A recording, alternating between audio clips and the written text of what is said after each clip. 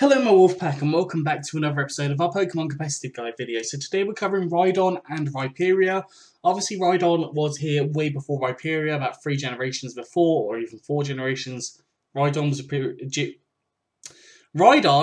was a Generation 1 and Rhyperior was Generation 4 is what I'm trying to say and failing miserably. But today we have one set for Rhydon. You could probably come up with a couple of different ones, but I just thought I'd come from one set for Rhydon, and then I've got 3 sets for Rhyperior, 2 generic, and 1 dynamax. So, the first set that we have is an Eviolite Rhydon set. So obviously, as it can evolve, we can have its defense and special defense increased by 1.5 times, which can be really beneficial because it means that you're going to live a lot more hits. Essentially having a free cosmic power. I've got the hiccups, I do apologise. Ability-wise on this set, none of the abilities really matter hugely. You could go for Lightning Rod if you're going for like doubles or something, because it would then attract the electric type attacks, as your ground type already gives you the electric immunity. So I'd say if you're doing doubles, then you probably would want the Lightning Rod, and you could pair it with a water type, for example, or a flying type. But move-wise, I've gone for Swords Dance, allowing you to increase up your attack. Obviously, with your natural bulk and your Eviolite, you're probably going to live a hit or two, so you're going to have the opportunity to get a Swords Dance off, doubling your attack power from 394 to close to 800, which is going to make it very, very, very high and very, very, very destructive. You've got Earthquake, Mega Horn, and Stone Edge on here as well. So Earthquake is a powerful ground-type attack, boosted by Stab. We've got Mega Horn, which is a good bug-type move, can hit a variety of different Pokemon, including grass types, which you are 4 times weak to. And then Stone Edge, again, Stab, Rock-type move, and hits hard. Eevee's gone for max HP and max attack with an adamant nature, so more attack and less special attack. If you're worried and want to be more tankish, you can go max special defense to allow that if you like to boost it up even further. But that is entirely up to you on how you run the set. Obviously, with each set, there is a little bit of variance to it. Now, let's move on to the second set. Not to mention as well, actually, you could run that set on a Rhyperior if you wanted to. It is up to you how you run it, but that Swords Dance set could be run on a Rhyperior. The first Rhyperior set we have is a Choice Band, and again I put Lightning Rod on here just because for this set it doesn't really matter hugely, because Solid Rock, I guess you could run Solid Rock instead of Lightning Rod. It depends obviously what your team is going for, so like if you're going Rhyperior Melodic, I've seen that a couple of times in doubles, then having the Lightning Rod could be effective there, but you could also have Solid Rock as your ability, taking 3/4 damage from super effective attacks, including grass types and water types, which can be really, really a pain. But yes, we've got Choice Band on here, allowing you to be locked into a move. You could always use Life Orb if you want to, as I always say, variance in sets.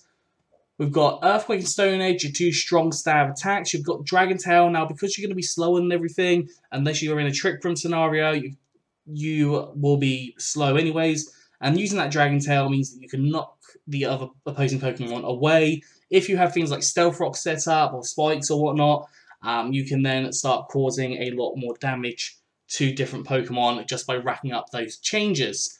And then Thunder Punch to hit the Water-type Pokemon, which can be a real pain in your butt. Eevee's gone for max HP and max attack with an adamant nature, so more attack, less special attack, and 4 Eevees and special defense. If you ever go for a Trick Room set, I'd recommend going for Brave Nature, so you're just minimizing your speed as much as possible, because you don't want anything outspeeding you whilst in Trick Room, because the whole point is to get Rhyperior to go first. The second set we have for Rhyperior is a much more supportive set, so I've gone for Iron Defense on here. I just felt like going for Iron Defense, if I'm honest. I've never really used it before, but I think there is the option to use it. You can become a very, very physically strong wall in which nothing would really be able to penetrate. But obviously, you'd have to get rid of any special sweepers or any special Pokemon beforehand, and then you just bring this in and set it up, and it's probably not going to go down. Got Stealth Rock on here, which is racking up damage on different Pokemon, obviously causing the hazards and making sure they're not going to switch as much, because you know sometimes when, well, I know I switch a lot. That's when I'm playing, I generally switch a lot, and if there's Stealth Rock up, I really do limit how much I end up switching.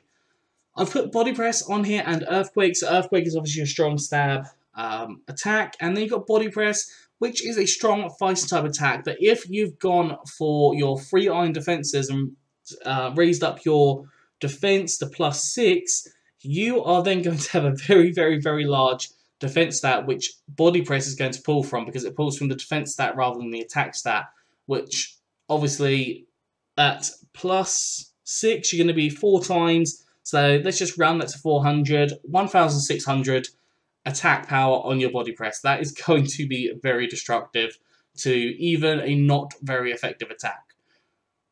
Eevee's gone for max HP and max defense with a impish nature, so more defense and less special attack, and 4 EVs in special defense. Again, gone for lightning rod here. You can go for solid rock if you wish. And finally, for Rhyperior, we have the Dynamax set. So you could run a choice band on here, you could run a weakness policy, you could even run life orb. It is up to you how you run this, but I have got 3 moves on here which you can use whilst Dynamax to support your team, especially in case of doubles. I'm really starting to get into doubles, that's why I'm starting to talk about it more. But obviously Rhyperior is in a lot in VGC at the minute, so this is kind of where I've partly based this set off.